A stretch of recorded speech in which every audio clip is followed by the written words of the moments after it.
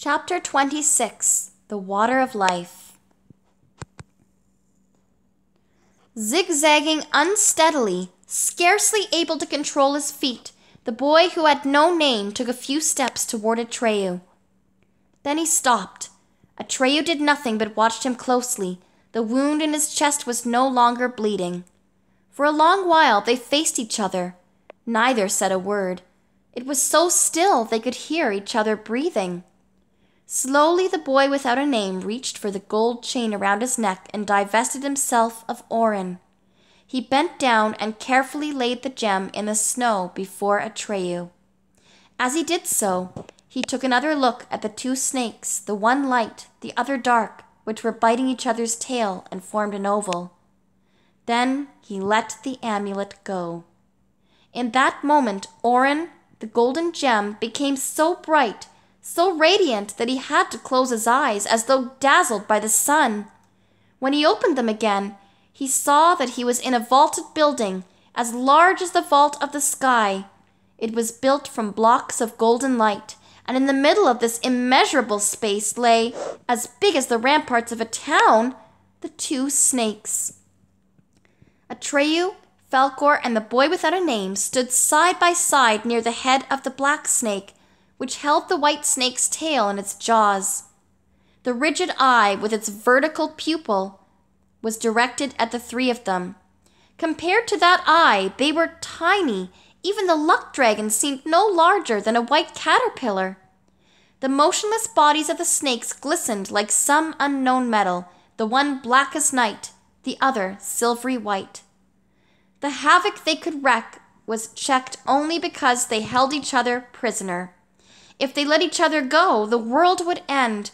That was certain. But while holding each other fast, they guarded the water of life. For in the center of the edifice they encircled, there was a great fountain. Its beam danced up and down, and in falling created and dispersed thousands of forms far more quickly than the eye could follow.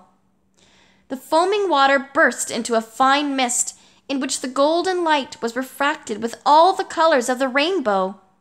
The fountain roared and laughed and rejoiced with 1,000 voices. As though parched with thirst, the boy without a name looked at the water. But how was he to reach it? The snake's head did not move. Then Falkor raised his head. His ruby-red eyeballs glittered. "Do you understand what the water is saying?" he asked. "No," said Atreyu, "I don't." "I don't know why," said Falkor, "but I understand perfectly. Maybe because I'm a luck dragon. All the languages of joy are related." "What does the water say?" Atreyu asked. Falkor listened closely and slowly repeated what he heard. "I am the water of life. Out of myself I grow. The more you drink of me, the fuller I will flow." Again he listened a while, then he said, "It keeps saying, drink, drink, do what you wish." "How can we get to it?" Atreyu asked. "It's asking us our names," Falkor reported. "I'm Atreyu," Atreyu cried. "I'm Falkor," cried Falkor. The boy without a name was silent. Atreyu looked at him, then took him by the hand and cried, "He's Bastian Balthasar Bux." "It asks," Falkor translated, "why he doesn't speak for himself." "He can't," said Atreyu. "He has forgotten everything." Falkor listened again to the roaring of the fountain. "Without memory, it says he cannot come in. The snakes won't let him through." Atreyu replied, "I have stored up everything he told us about himself and his world. I vouch for him." Falkor listened.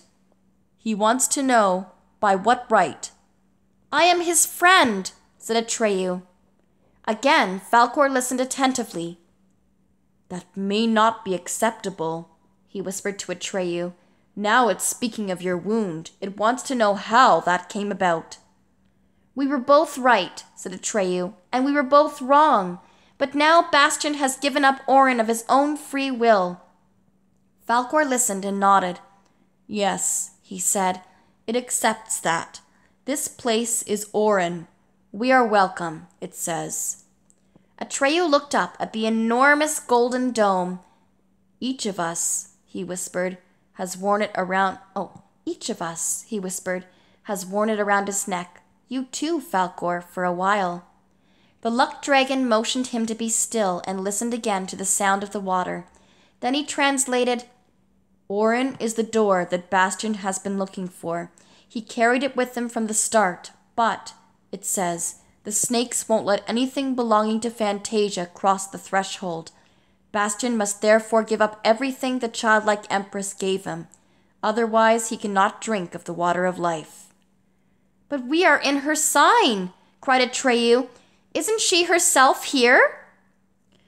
It says that Moonchild's power ends here. She is the only one who can never set foot in this place. She cannot penetrate to the center of Orin because she cannot cast off her own self. Atreyu was too bewildered to speak. Now, said Falkor, it's asking whether Bastian is ready. At that moment, the enormous black snake's head began to move very slowly, though without releasing the white snake's tail. The gigantic bodies arched until they formed a gate, one half of which was black and the other white. Atreyu took Bastian by the hand and led him through the terrible gate toward the fountain, which now lay before them in all its grandeur. Falkor followed. As they advanced, one after another of Bastian's Fantasian gifts fell away from him. The strong, handsome, fearless hero became again the small, fat, timid boy. Even his clothing, which had been reduced almost to rags in the Minraud mine, vanished and dissolved into nothingness. In the end, he stood naked before the great golden bowl, at the center of which the water of life leapt high into the air like a crystal tree. In this last moment, when he no longer possessed any of the Fantasian gifts, but had not yet recovered his memory of his own world and himself, he was in a state of utter uncertainty, not knowing which world he belonged to or whether he really existed. But then he jumped into the crystal clear water. He splashed and spluttered and let the sparkling rain fall into his mouth. He drank till his thirst was quenched, and joy filled him from head to foot, the joy of living and the joy of being himself. He was newborn, and the best part of it was that he was now the very person he wanted to be. If he had been free to choose, he would have chosen to be no one else, because now he knew that there were thousands and thousands of forms of joy in the world, but that all were essentially one and the same, namely, the joy of being able to love. And much later, long after Bastian had returned to his world, in his maturity and even in his old age, this joy never left him entirely. Even in the hardest moments of his life, he preserved a light-heartedness that made him smile and that comforted others. "Atreyu!" he cried out to his friend who was standing with Falkor at the edge of the great golden bowl. "Come on in! Come and drink! It's wonderful!" Atreyu laughed and shook his head. "No," he called back. "This time we're only here to keep you company." "This time?" Bastian asked. "What do you mean by that?" Atreyu exchanged a glance with Falkor. Then he said, "Falkor and I have already been here. We didn't recognize the place at first because we were asleep when we were brought here and when we were taken away. But now we remember." Bastian came out of the water. "Now I know who I am," he said, beaming. "Yes," said Atreyu, and nodded. "And now I recognize you. Now you look the way you did when I saw you in the magic mirror gate." Bastian looked up at the foaming, sparkling water. "I'd like to bring my father some," he shouted. "But how?" "I don't think you can do that," said Atreyu. "It's not possible to carry anything from Fantasia across the threshold." "For Bastian it is," said Falkor, whose voice had resumed its full bronze resonance. "He can do it." "You really are a luck dragon," said Bastian. Falkor motioned him to be still while he listened to the roaring voice of the water. Then he said, "The water says you must be on your way now, and so must we." "Which is my way?" Bastian asked. "Out through the other gate," Falkor answered, "where the white snake's head is lying." "All right," said Bastian, "but how will I get out? The white head isn't moving." Indeed, the white snake's head lay motionless. It held the black snake's tail in its jaws and stared at Bastian out of its great eyes. "The water asks you," Falkor translated, "whether you completed all the stories you began in Fantasia." "No," said Bastian, "none of them really." Falkor listened a while. His face took on a worried look. "In that case, it says the white snake won't let you through. You must go back to Fantasia and finish them all." "All the stories?" Bastian stammered. "Then I'll never be able to go back. Then it's all been for nothing." Falkor listened eagerly. "What does it say?" Bastian wanted to know. "Hush," said Falkor. After a while he sighed and said, "It says there's no help for it unless someone promises to do it in your place, but no one can do that." "I can! I will!" said Atreyu. Bastian looked at him in silence. Then he fell on his neck and stammered, "Atreyu! Atreyu, I'll never forget this!" Atreyu smiled. "That's good, Bastian. Then you won't forget Fantasia either." He gave him a brotherly pat on the back, then quickly turned around and headed for the Black Snake's gate, which was still upraised and open as when they had entered. "Falkor," said Bastian, "how will you and Atreyu finish the stories I have left behind?" The white dragon winked one of his ruby-red eyes and replied, "With luck, my boy, with luck." Then he followed his friend and master. Bastian watched as they passed through the gate on their way back to Fantasia. They turned again and waved to him. Then as the black snake's head sank to the ground, Atreyu and Falkor vanished from Bastian's sight. Now he was alone. He turned toward the white snake's head. It had risen, and the snake's body now formed a gate, just as the black snake's body had done. Quickly, Bastian cupped his hands, gathered as much of the water of life as he could hold, ran to the gate, and flung himself into the empty darkness beyond. "Father!" he screamed. "Father! I am Bastian Balthasar Bucks! Father! Father! I am Bastian Balthasar Bucks!" Still screaming, he found himself in the schoolhouse attic, which long, long ago he had left for Fantasia. At first he didn't recognize the place, and because of the strange objects around him, the stuffed animals, the skeleton, and the paintings, he thought for a brief moment that this might be a different part of Fantasia. But then, catching sight of his school satchel and the rusty seven-armed candelabrum with the spent candles, he knew where he was. How long could it have been since he started on his long journey through the Neverending Story?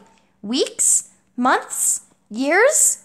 He had once read about a man who had spent just an hour in a magic cave. When he returned home, 100 years had passed, and of all the people he had known as a child, he remembered only one, and he was an old man. Bastian was aware of the gray daylight, but he could not make out whether it was morning or afternoon. It was bitter cold in the attic, just as on the night of Bastian's departure. He disentangled himself from the dusty army blankets, put on his shoes and coat, and saw to his surprise that they were wet, as they had been the day when it had rained so hard.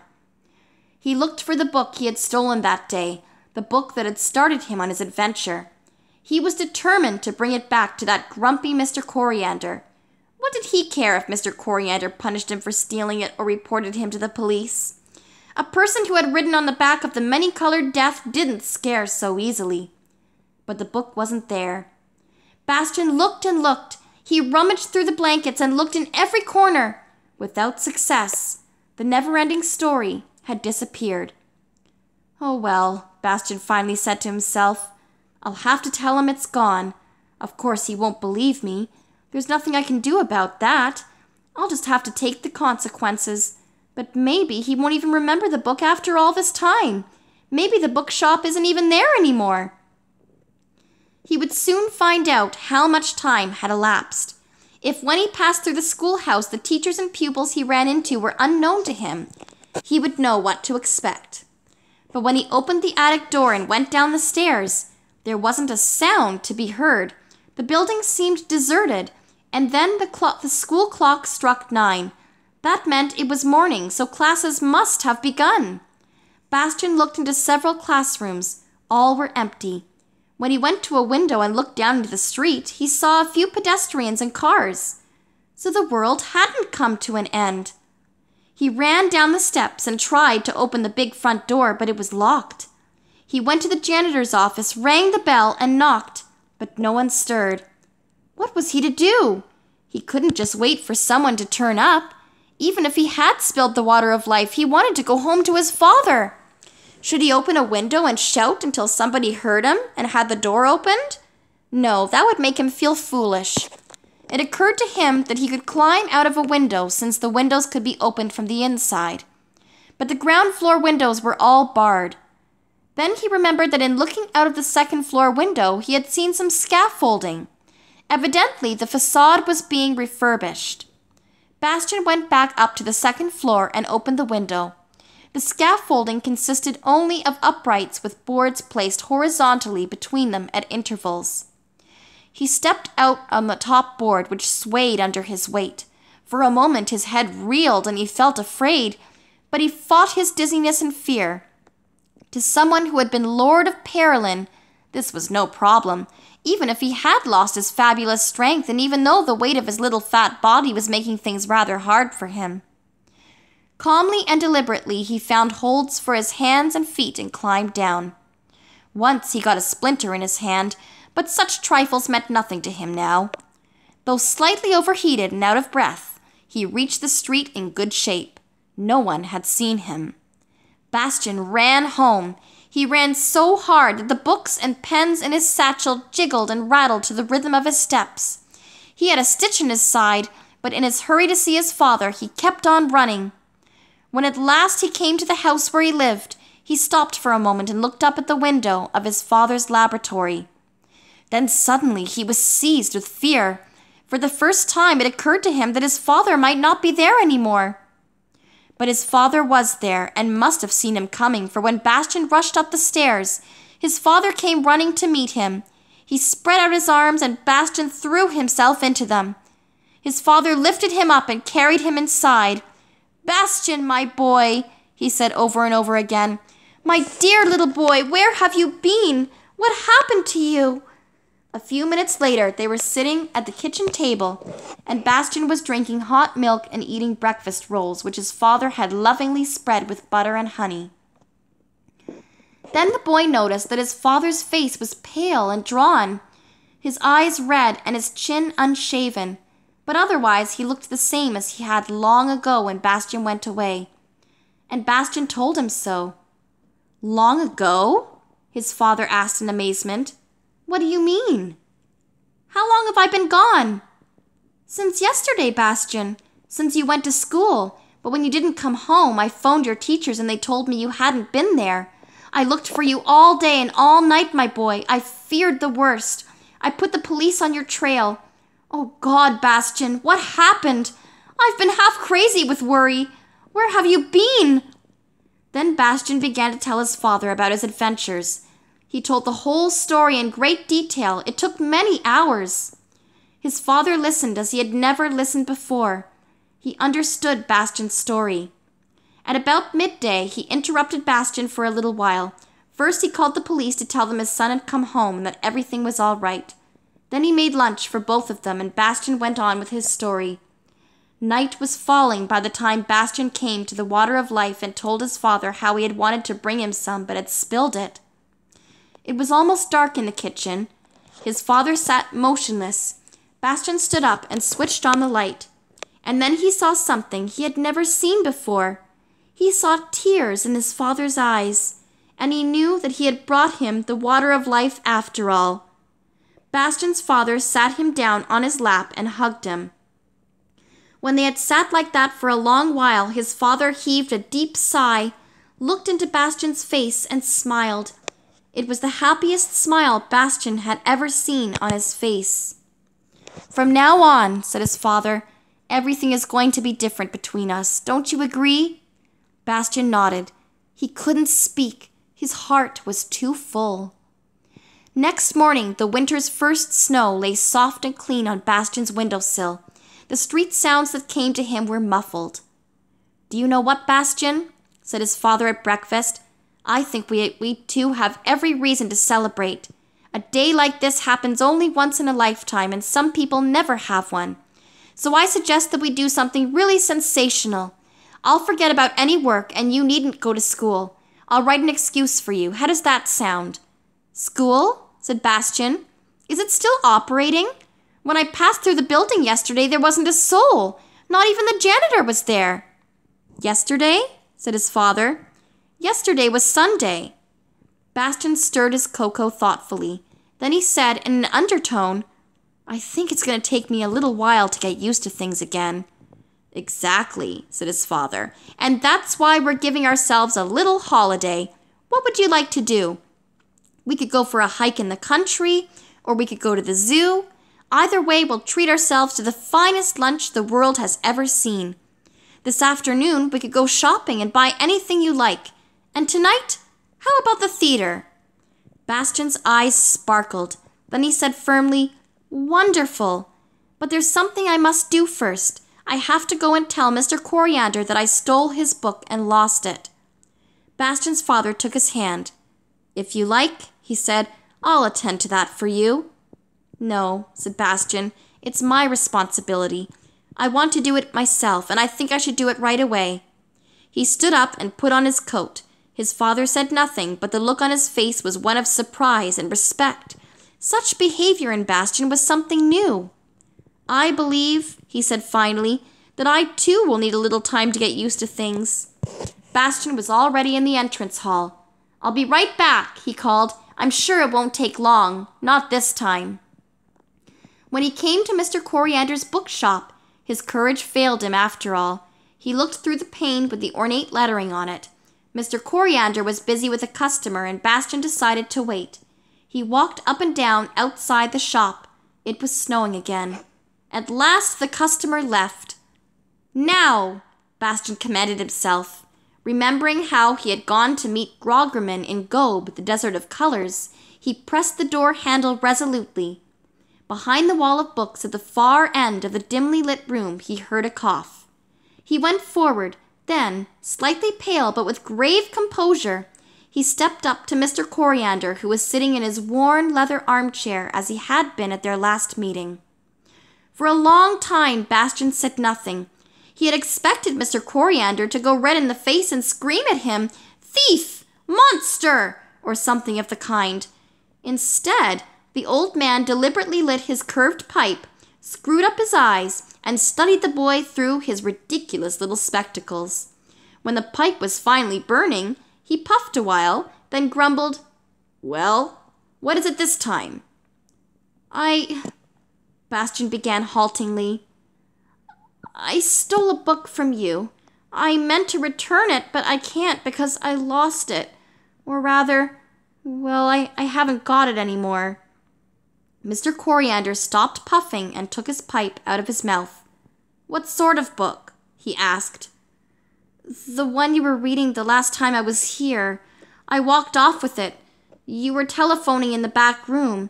It was lying on the chair and I just walked off with it." "I see," said Mr. Coriander, clearing his throat.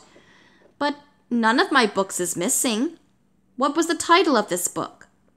"It's called The Neverending Story," said Bastian.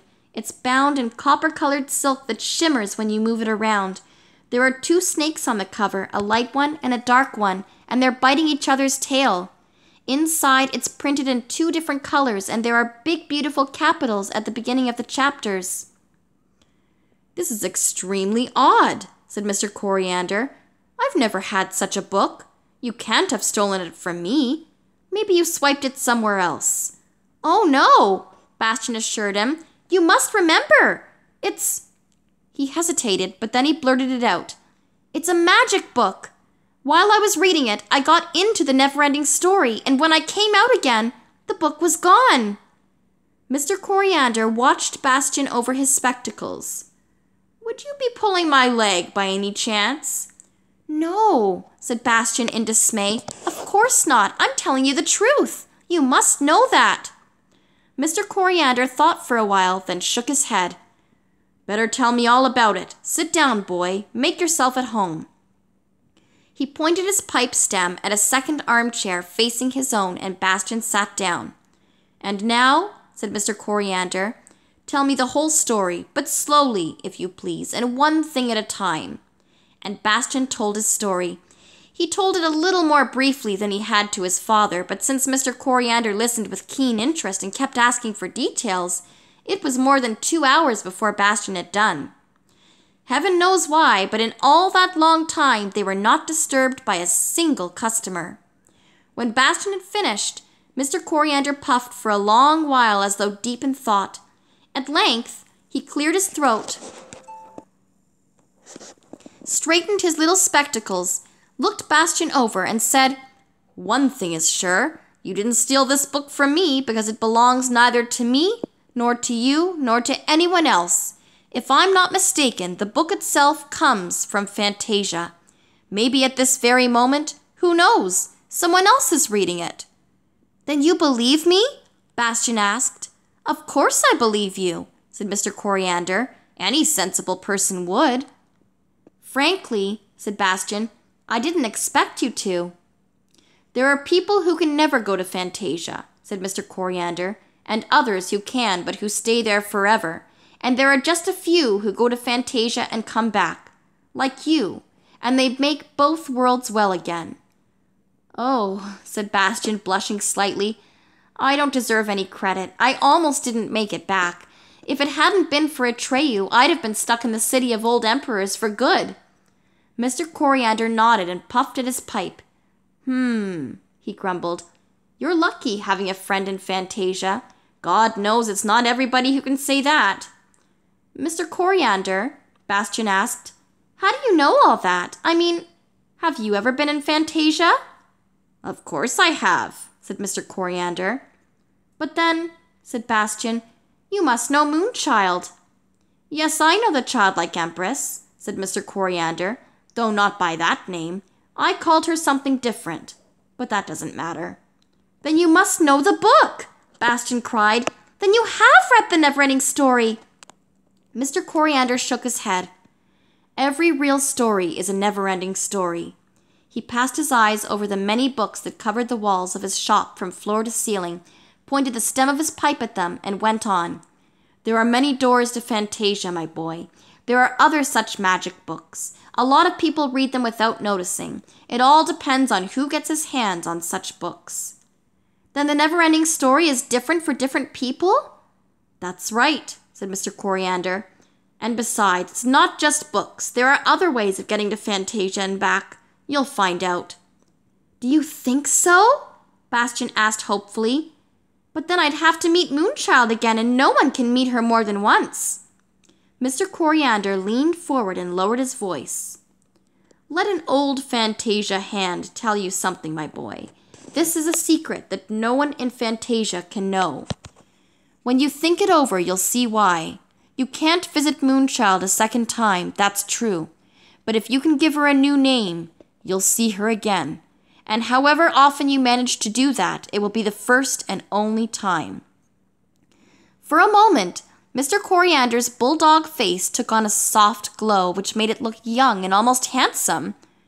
"Thank you, Mr. Coriander," said Bastian. "I have to thank you, my boy," said Mr. Coriander. "I'd appreciate it if you dropped in to see me now and then.